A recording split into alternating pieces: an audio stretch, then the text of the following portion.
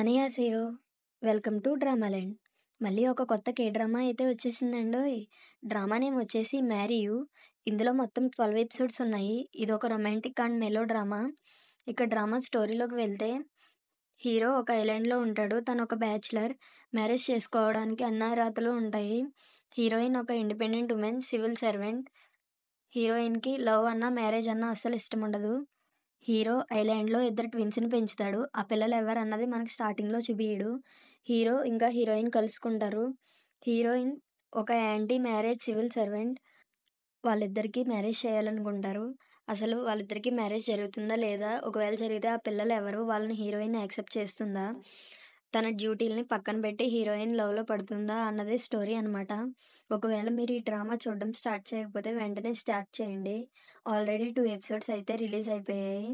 మళ్ళీ ఒక కొత్త కే డ్రామా ఆర్ సి డ్రామాతో కలుద్దాం. సారంగే.